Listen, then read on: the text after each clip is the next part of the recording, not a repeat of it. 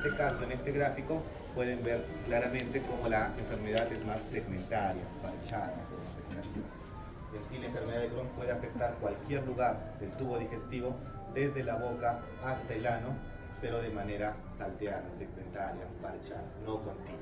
Esa es su principal diferencia con la colitis ulcerativa. Dentro de su clasificación, igual tenemos una clasificación de Montreal, que es una de las más utilizadas, donde la va a dividir por su localización y comportamiento.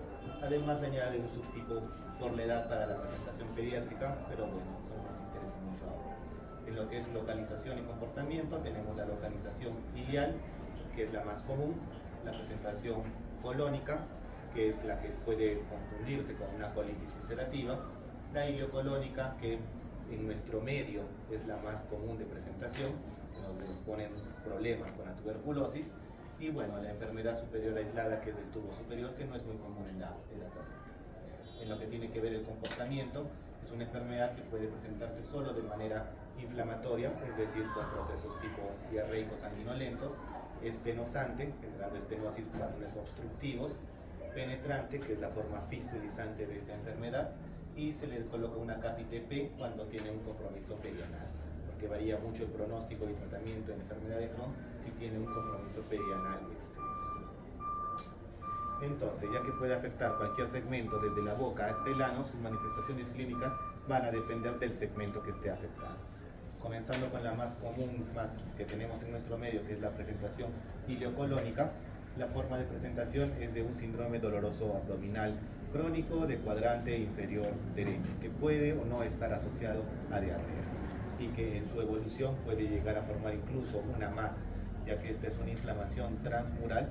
Cuando se produce una inflamación transmural en esta zona, todas las asas y el mesenterio a su alrededor quieren controlar el proceso inflamatorio y se apelotonan, formando lo que son tipo flemones o masas inflamatorias. Entonces así también se puede presentar esta enfermedad. Y por eso varias veces ingresan a la sala de operaciones como un diagnóstico quirúrgico, cuando al final simplemente era un diagnóstico inflamatorio. ¿Listo? Se puede presentar, como decía, dolor abdominal cólico recurrente en fosa ilíaca derecha, puede haber o no diarrea, puede presentarse como una masa palpable que en su evolución sí se puede complicar con un proceso infeccioso, puede formarse un absceso, y también como un proceso obstructivo en la estenosis intermitentes. Este es un estudio radiográfico contrastado de un tránsito donde se puede ver claramente el paso del intestino delgado hacia el colon. Esta es la zona del hígado. Como pueden ver, por el compromiso inflamatorio que puede llegar a ser estenosante, adquiere esta forma como de una estenosis. Ahora, algo que tienen que tener muy presente es que esta enfermedad, como va a afectar desde la parte de la boca hasta el ano y puede generar estenosis y fístulas, potencialmente va a requerir mucho manejo quirúrgico. Y el objetivo actualmente en las guías es intentar operar lo menos a esos pacientes, porque si no le voy a mutilar su tracto digestivo. Entonces, ¿qué es lo que se vio? Que en estas manifestaciones que parecían completamente obstructivas, especialmente a nivel ileal, no eran obstructivas completamente, sino inflamatorias. Iniciando el tratamiento adecuado, se abría la zona y no había necesidad de resecarle la zona como si fuera una obstrucción. ¿Ya? A esto se le llamó el signo de la muerte. Cuando la afectación es de intestino delgado, acá la forma de presentación más común son la penetrante fistulizante. Se generan fístulas, comunicaciones entre una asa intestinal y otra asa intestinal, e incluso con otras estructuras cercanas. Puede haber una comunicación con la vejiga, puede haber comunicación con la vagina, puede haber comunicación con la piel. Es una enfermedad asombrosa. Pero bueno, cuando compromete las asas intestinales delgadas, la forma más común de presentación es la malnutrición. Como van a haber zonas que se van a bypassar, ya no va a haber un proceso de digestión adecuado. Y es muy común que estos pacientes presenten anemia, hipoaluminemia, hipocalcemia, coagulopatías, deficiencias nutricionales que llevan a la pelara cuando falta niacina o vitamina C o deficiencia de las vitaminas liposómicas. Entonces, cuando la afectación es principalmente de intestino delgado, la clínica es de la malnutrición, de la mala absorción. ¿Listo? La tercera forma de presentación, cuando afecta el colon de manera aislada, es aquí donde se parece a la colitis ulcerativa, va a tener una diarrea que puede o no ser sanguinolenta asociada a dolor, la formación de estas fístulas, muy similar a la colitis ulcerativa y que en un porcentaje no despreciable de hasta un 15-30%, en una evaluación inicial no se puede hacer un diagnóstico diferencial preciso, y es ahí donde quedan con esas llamadas colitis indeterminadas. Se le hace seguimiento para ver si evoluciona como una colitis ulcerativa o termina evolucionando como una enfermedad.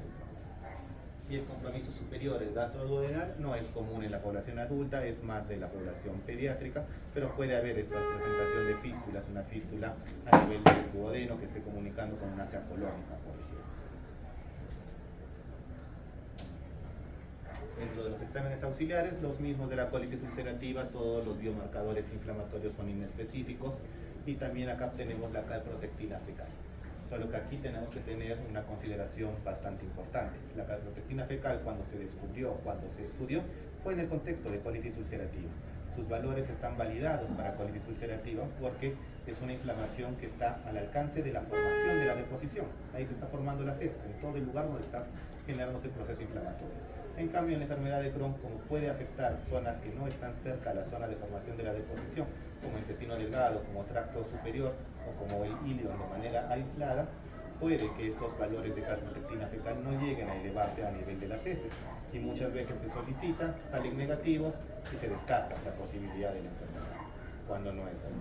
Cuando la enfermedad de Crohn, tengo yo sospecha que tengo enfermedad de Crohn con un compromiso que no sea colónico, sea intestino delgado, sea superior, una calprotectina fecal negativa o normal no me excluye el diagnóstico. Puede que no le eleve, porque no está la inflamación en la zona de la formación de las heces. Los exámenes auxiliares, los mismos que la colitis ulcerativa, los estudios endoscópicos. En este caso, todos los estudios endoscópicos tenemos que utilizar porque todo el tracto digestivo se puede afectar. Endoscopía digestiva alta, que llega hasta segunda porción del duodeno, que máximo llega hasta la cuarta. Colonoscopía, que me va a evaluar recto, colon e ilion distal. Enteroscopía, que me va a evaluar todo el intestino delgado. Cápsula endoscópica, que también me va a estudiar todo el intestino delgado. Cualquiera de las herramientas endoscópicas o gastroenterológicas podemos utilizar. Las características para diferenciarlo de la colitis ulcerativa es una afectación de cualquier parte de la boca hasta segmentaria y transmural. La otra es desde el recto para arriba, continua y superficial, para que sea su diferencia. ¿Listo? Y aquí tenemos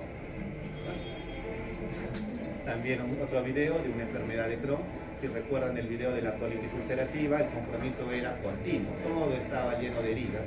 En cambio, en la enfermedad de Crohn, el compromiso es segmentario. Van a haber zonas normales, como esta que tenemos acá, se va avanzando, una zona ulcerosa.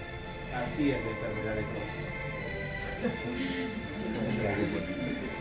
Y bueno, hay unas características especiales de sus úlceras, que son úlceras longitudinales, como serpientes.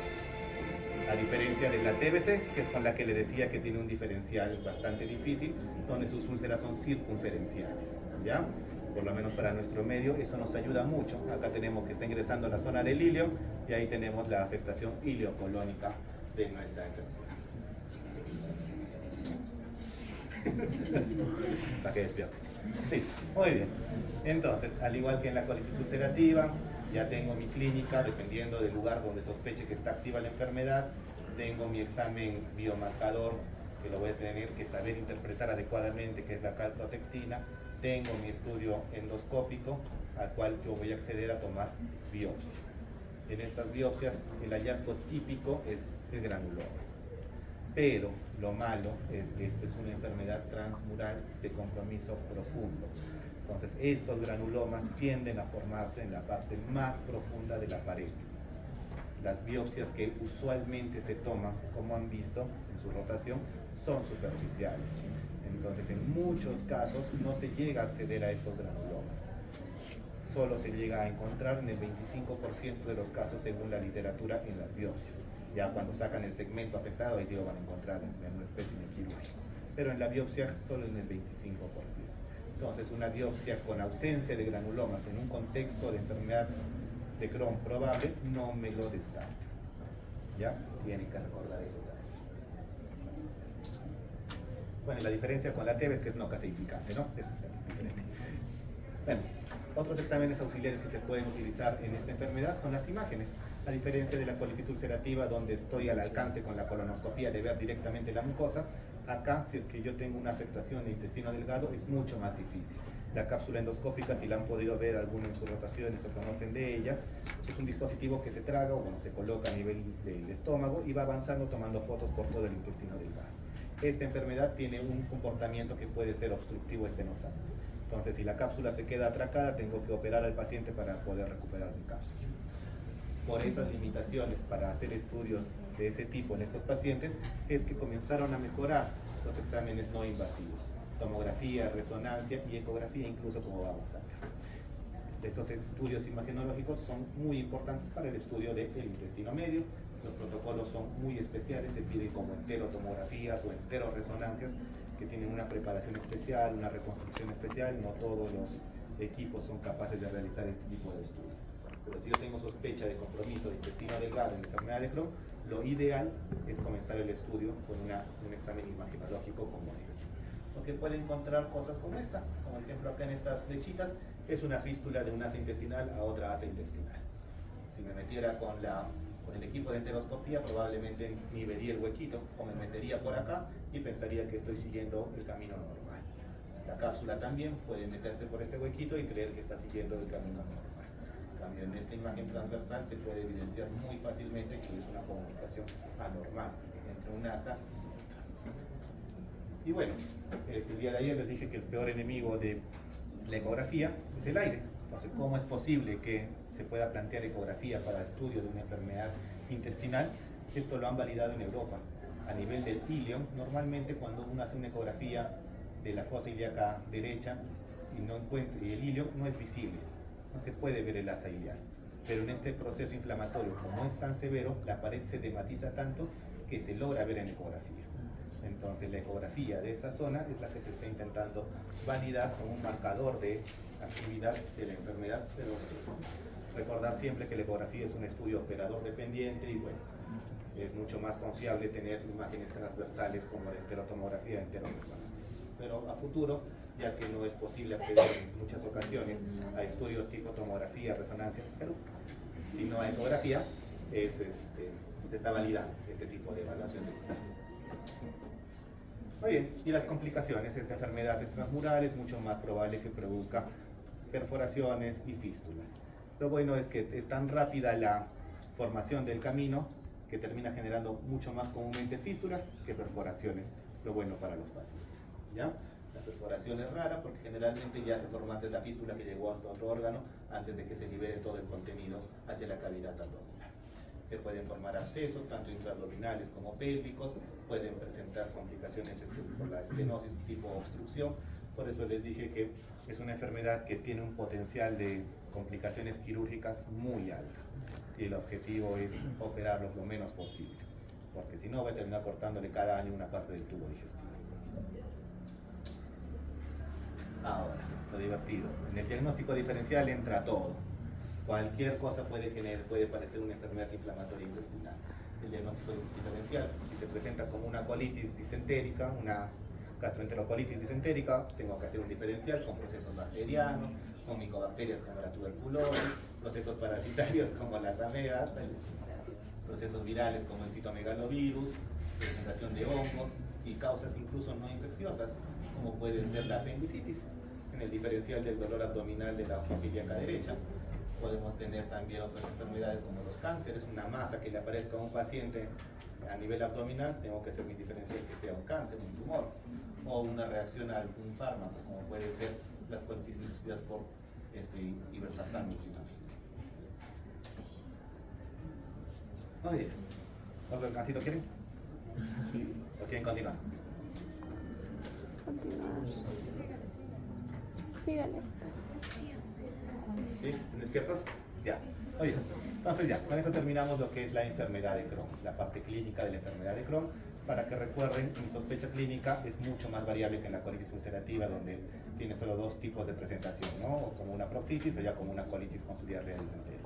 Acá, dependiendo del lugar, dolor en fosa ilíaca derecha crónico, recurrente, que no mejora después de la apendicectomía, presentación de diarrea sanguinolenta, presentación de mala absorción con el intestino delgado, me tienen que hacer sospechar. Pido mis exámenes, tengo que tener las consideraciones de la calprotectina, de los hallazgos a nivel de la endoscopía, la biopsia, que la ausencia de granulomas no siempre me va a descartar la enfermedad de Crohn, y si es posible o sospecho de intestino delgado, imágenes transversales. ¿Ya? Para que tengan los puntos más importantes claros. Ahora vamos a ver las manifestaciones extraintestinales. Esta enfermedad se caracteriza por tener manifestaciones en casi todo el cuerpo, que pueden preceder a la enfermedad o aparecer después de esta.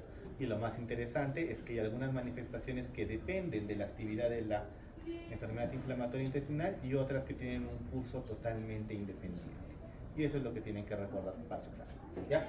Muy bien. Entonces, por ejemplo, de las más importantes a nivel internacional, que son las de reumatológicas que hemos visto, se pueden presentar como artritis periféricas, que generalmente estas son de las que tienen actividad paralela con la enfermedad inflamatoria. Le doy tratamiento a la enfermedad inflamatoria intestinal, mejora su artropatía periférica.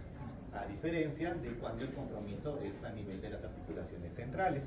En este caso, en un curso independiente. Tengo que dar tratamiento para mi enfermedad inflamatoria intestinal, no mejora la actividad a nivel de la columna, tengo que dar un tratamiento optimizado para el tratamiento de la inflamación a nivel de la columna. A eso se le llama sacroileitis, ¿ya?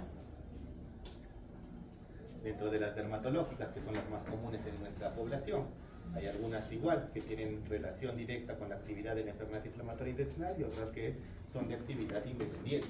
Por ejemplo, tenemos la presentación del eritema nodoso, que son unos nódulos rojizos, dolorosos, que tienden a aparecer en los miembros inferiores, que tienen relación directa con la actividad a nivel intestinal, doy tratamiento para el intestino, mejoran las lesiones dermatológicas. Y otras que no, como esta de acá, que es el típico caso que les colocan en todas las revistas, una úlcera crónica que no cicatriza, eso se le llama el pioderma gangrenoso y que no tiene relación con la actividad de la enfermedad inflamatoria intestinal. En ocasiones incluso termina en debridación quirúrgica esas zonas para poder controlarse. Otras tenemos ya las manifestaciones de enfermedad de Crohn metastásicas, como esta de una úlcera longitudinal en la piel, o en esta que tenemos a nivel de la cavidad bucal, la misma úlcera que han visto en el video, así tipo serpiente, que se produce en la cavidad bucal. Otros síndromes como el síndrome de Sweet que tenemos acá, que son unas dermatosis o neutrófilos, también se han visto asociadas. Pero las dos que tienen que recordar más importantes, el eritema nodoso y el pioderma gangrenoso. En lo que tiene que ver las manifestaciones oftalmológicas, igual, unas son dependientes, otras independientes. Por ejemplo, la epiescleritis, que simplemente es el enrojecimiento de la capa más superficial del ojo, genera un poco de dolor, molestias oculares, tiene relación directa con la enfermedad. El tratamiento con la enfermedad mejora la inflamación. Pero hay otras, como esta, que es la uveitis anterior, en el que el proceso inflamatorio genera depósitos de proteínas a nivel de las cámaras del ojo, estos terminan bloqueando los conductos del drenaje del ojo, un síndrome de ojo doloroso que rápidamente puede llevar a perder la visión y que es independiente del curso de la enfermedad, necesita un tratamiento agresivo tópico para poder tratar esta enfermedad. Y dentro de las manifestaciones de la parte biliar, la que tienen que recordar es esta, la colangitis esclerosante primaria, que cuando se presenta en estos pacientes cambia mucho su pronóstico y su seguimiento. Para diagnosticarlo, cualquier hepatopatía colestásica en una enfermedad inflamatoria intestinal, tengo que hacerle un estudio de resonancia magnética y tenemos el hallazgo típico como una vía biliar arrosariada. Como pueden ver, dilatación, estenosis, dilatación, estenosis, como un rosario. Esa es la manifestación típica de la colangitis esclerosante primaria. Y otras manifestaciones extraintestinales, los eventos cardioembólicos, los eventos tromboembólicos que digan, la presentación como pancreatitis también han sido descritas, pero no es lo más importante. Ahora, en el tratamiento también es un arte. El tratamiento en sí es atacar la parte fisiopatológica del proceso inflamatorio. Entonces puedo ir con antiinflamatorios tópicos hasta antiinflamatorios sistémicos, dependiendo de la enfermedad. En las presentaciones más leves, como esta leve a moderada de colitis ulcerativa, se puede comenzar el tratamiento con unos fármacos que son los 5 A's. Estos pueden darse de manera oral, en forma de supositorios, en forma de enemas, en forma de espumas, dependiendo hasta dónde quiero que llegue el medicamento. Si estoy tratando una proctitis aislada de colitis ulcerativa, más que suficiente para comenzar con un supositorio. Pero si ya estoy tratando la forma de una colitis izquierda, necesito que llegue el medicamento más arriba, se lo administro en forma de enema o en forma de espuma, que hay a nivel internacional. Pero si tengo una presentación completa de todo el colon, ningún enema que le meta va a llegar a dar toda la vuelta en el colon. Entonces tengo que darle el medicamento que llegue hacia el colon, por el otro lado, por el intestino delgado, en forma oral. Y ahí es donde hubo muchos problemas, muchos años, porque estos medicamentos terminaban siendo destruidos, uno por el ácido gástrico, o dos liberándose todo a nivel del intestino delgado y no llegaba nada a colon. ¿Qué es lo que hizo la industria farmacéutica? Creó una forma de protegerlos del ácido y una cubierta que es sensible al pH, que cuando siente el cambio del pH a nivel del hilio, recién se libera el componente activo. Se puede pasar tranquilo a todo el estómago e intestino delgado y comenzar a liberarse solo a nivel del hilio. Tienen una tecnología dependiente de pH estas medicaciones, tipo 5-ASA. Cuando me es insuficiente este proceso antiinflamatorio tópico, puedo pasar a lo que son los corticoides, que son los de elección de primera línea también en los debuts agudos, ¿no? Acá podemos utilizar desde corticoides vía oral como la prednisona hasta los endovenosos, hidrocortisona, metilprednisolona. Uno de los últimos que se ha desarrollado a nivel internacional es la budesonida. ¿Y esto por qué se desarrolló? Como saben, los corticoides son muy buenos bajando la inmunidad, pero tienen muchísimos efectos adversos, desde lo que son problemas de hipertensión, psicosis, úlceras y el uso prolongado, los síndromes cushingóides y osteoporosis y muchas otras complicaciones más. Por eso es que han ideado este tipo especial de corticoide tipo budesonida que tiene efectos sistémicos muy limitados. ¿Ya? Si en algún momento tenemos disponibles en Perú, va a ser genial. Y bueno, también existen presentaciones que se pueden administrar tipo enemas o tipo espumas, pero lamentablemente no tenemos. Generalmente lo que utilizamos cuando queremos una inducción de remisión en estos pacientes con debut de enfermedad inflamatoria intestinal, utilizamos las formas endovenosas con hidrocortisona o con metilprednisona. ¿Listo? Luego de que llegamos al objetivo tenemos que tener un destete, como ustedes saben, los corticoides si los suspendo abruptamente me va a dar una insuficiencia suprarrenal aguda de rebote, lo cual no pasa con la budesonida. Luego, seguimos ascendiendo en las pirámides de inmunosupresoras y tenemos el siguiente grupo que son los inmunomoduladores.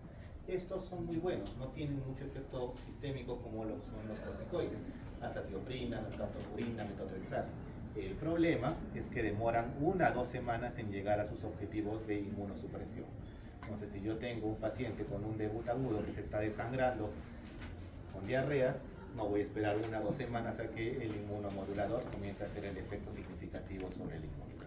Estos no se utilizan para inducir la remisión.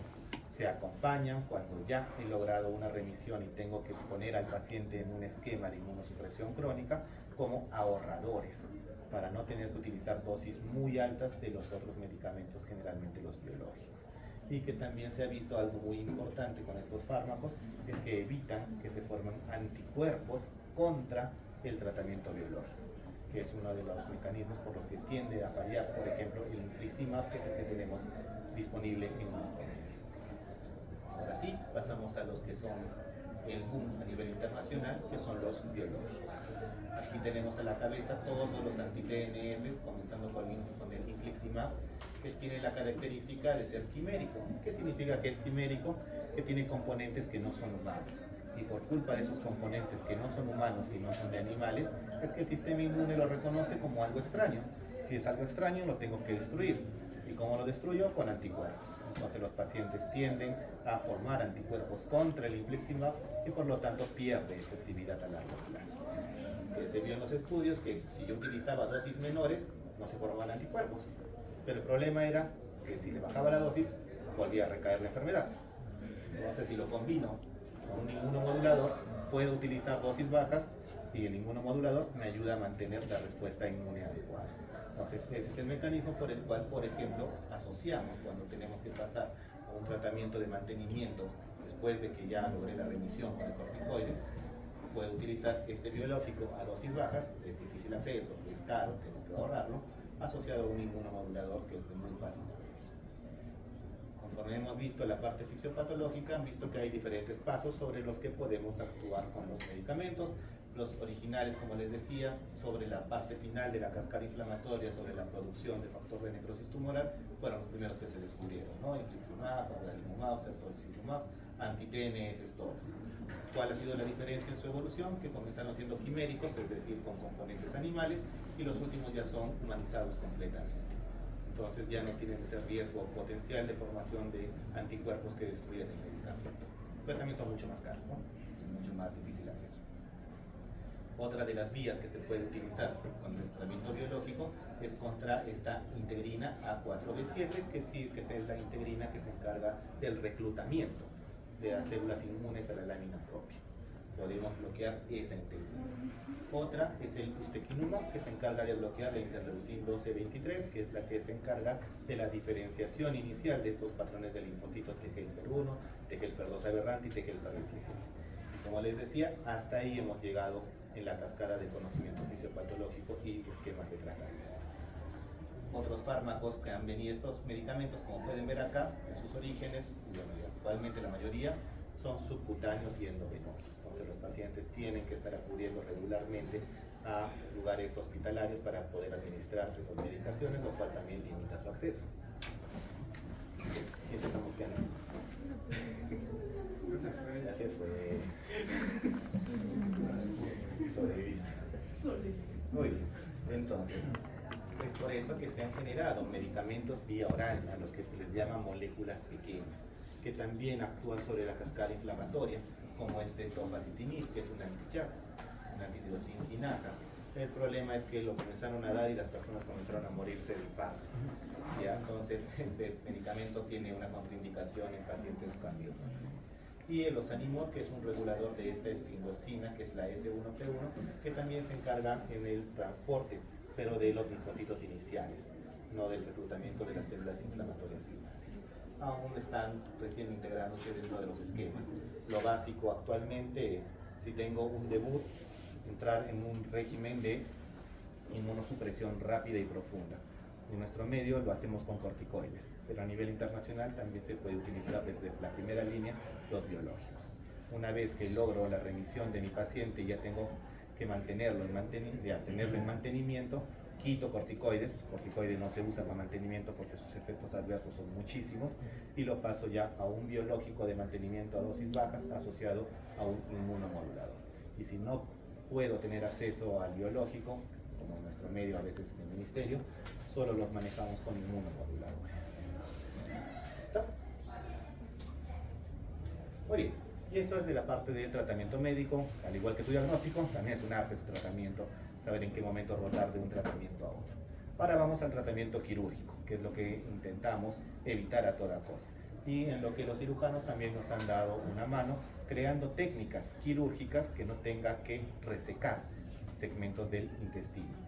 Y una de esas es la estenoplastia. Como les decía, en muchos casos esas imágenes que parecen obstructivas, completas, como ese signo de la cuerda, tienen más componente inflamatorio que fibrótico. Entonces potencialmente son reversibles con un tratamiento inmunosupresor. Y si no mejorara con el tratamiento inmunosupresor y tengo que meterlo a sala de operaciones, crearon esta técnica que es la estenoplastia. Este es el segmento estenosado, tradicionalmente corte aquí y luego chao segmento. ¿Qué es lo que hacen ahora? Una incisión, lo desplazan, lo estiran, por decirlo así, y lo vuelven a cerrar en el lado opuesto. Y con eso se incrementa el diámetro del asa intestinal, se libera el proceso obstructivo estenosante y mantengo el segmento intestinal intacto, ¿no? Ya son nuevas técnicas quirúrgicas que están también los doctores de cirugía implementando en esta enfermedad. Y en el seguimiento, esta es una enfermedad inflamatoria que me va a predisponer a tener cáncer a largo plazo. Entonces, dependiendo de los cánceres dependientes de la misma enfermedad inflamatoria intestinal, típico es el cáncer de colon. Estos pacientes, cuando se les diagnostica la enfermedad inflamatoria intestinal, entran en un programa de seguimiento especial con alto riesgo de cáncer de colon. Pero este riesgo de cáncer de colon no se produce al día siguiente, o al mes siguiente, o al año siguiente del diagnóstico, sino en promedio 8 o 10 años después. Lo diagnostico hoy día a mi paciente y lo cito en 8 o 10 años para comenzar sus programas de seguimientos. Son programas bastante exhaustivos. Si se utilizan endoscopías de última generación, se puede tomar biopsias bastante dirigidas, pero si no se tienen esos sistemas, como en la mayoría de lugares, el protocolo es tomar 4 biopsias cada unos 2 a 4 centímetros. Imagínense todo el recto, todo el colon, estar sacando biopsias. Es una gran cantidad de biopsias que se tienen que sacar en estos pacientes. Eso en el caso de cáncer de colon. Su riesgo, como pueden ver acá, a los 10 años 2%, a los 20 años 8%, a los 30 años 18%. Ahora, en el caso de la enfermedad de Crohn, como también puede comprometer la zona del margen perianal, también estos pacientes tienen riesgo incrementado de un cáncer epidermoide. Y cuando tiene compromiso del intestino delgado, que es bastante raro que se produzca, también tienen incrementado el riesgo de un cáncer de intestino delgado. Pero el más importante que tienen que recordar es el cáncer de colon y cómo son sus programas de seguimiento en esta población. Si tiene asociado en mala hora la colangitis esclerosante primaria, le incrementa el riesgo de tener cáncer de vía biliar, cáncer de vesícula biliar. Y estos pacientes sí tienen un curso mucho más agresivo en estas neoplasias de la vía biliar. Aquí ya no son 10 años para que comiencen los programas de seguimiento, sino desde ese mismo año. Es un seguimiento anual con colangioresonancias buscando la aparición de estas lesiones. Por eso empeora mucho, cambia mucho la historia natural del paciente con enfermedad inflamatoria intestinal si desarrolla una colangitis esclerosante primaria adicional. Por el tratamiento que se utiliza de manera regular, que son los inmunomoduladores, la azatioprina, la mercaptopurina, les dije, no tiene tantos efectos sistémicos como el corticoide. Lo malo es que sí altera o aumenta el riesgo oncológico, aumenta el riesgo de cáncer de piel y de los linfomas. Por eso los pacientes que utilizan estos inmunomoduladores a largo plazo para su mantenimiento entran en un programa de seguimiento para diagnosticar cánceres de piel y también linfomas. Y bueno, eso es todo por ahora.